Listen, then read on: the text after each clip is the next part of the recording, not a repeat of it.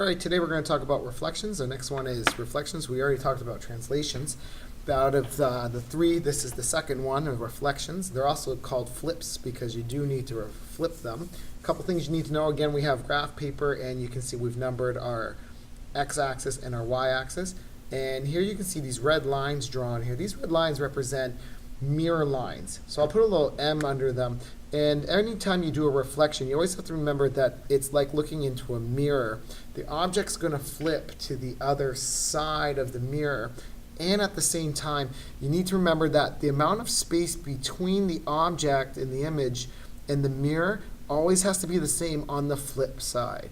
So take a look at this triangle that we've drawn here. I need to create the triangle over on this side here using the same amount of space between the base of this triangle and the mirror. And you can see that it is 2 squares away from the line. So the base of my triangle on this side is going to be 1, 2. So it's going to be right here, just like that. The next thing you need to know is you need to know that the object's been flipped over. So you see the triangle is pointing to my left right here.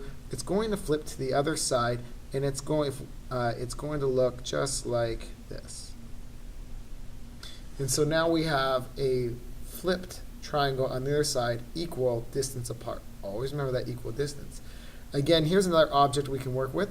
We have this object here, and you can see that it's only 1 square away from the line. So it's going to flip to the other side. So using this spot here, it's going to be right here. Again, vertices are super important. Just like in translations, the vertices are going to help you out to find your spot exactly on the other side. This corner of this object is exactly 1 spot away. So on the flip side, that same corner is exactly 1 spot away. Down here we have another vertices. It's 1 spot away, and that's going to be right here, another one away. And now you can connect the line just like we did here.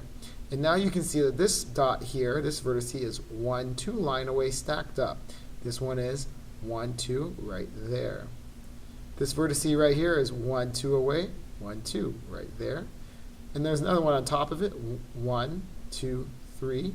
So I go 1, 2, 3 right there.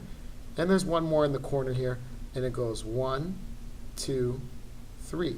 So 1, 2, 3. Now I connect my dots all together. I'll color it in so you can see it a little better. And there's the flip side reflection of it. Mirror lines can move around. They can be diagonal and horizontal and vertical at the same time. Diagonal ones are a little more tricky, so I'll do that one last. But here we have another one here. We have 2 objects here.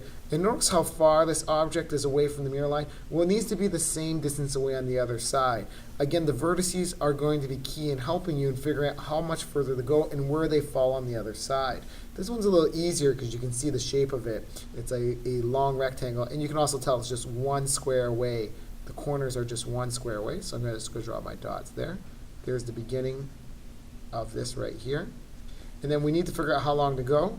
So this next corner up here is a total of 1, 2, 3, 4, 5 squares away. So I'm going to count 1, 2, 3, 4, 5 away like that. And the same with this corner here, it's 5 away from the baseline. So I'm going to do it again. 1, 2, 3, 4, 5. Like that. I'm going to connect my dots together, just like that.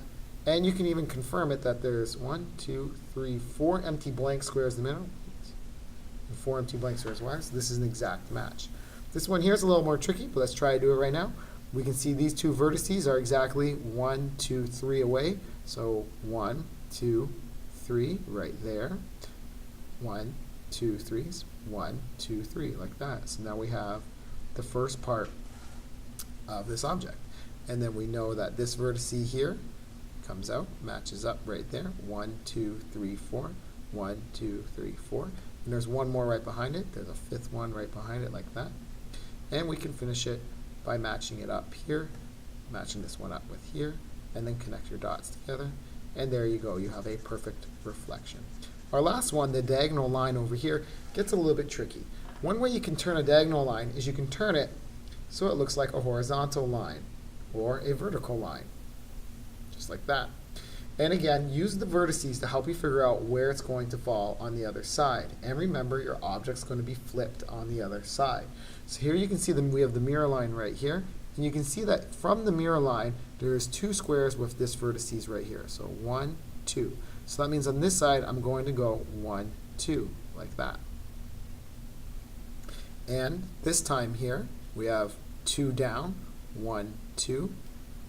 So from here, I'm going to go down 1, 2, right there. And over here, we know it's 1 square away, like that. So that was this one here, is this one here, this one here is this one here, and this one here is this one here. And then we know this one's 1 away here, like that. And there we go. So now you have your flipped image on the other side. If you have any questions about reflections, remember, use the vertices. They're going to help you out a lot. Respect the amount of space between the mirror lines, and don't forget the object should be flipped on the other side. Good luck.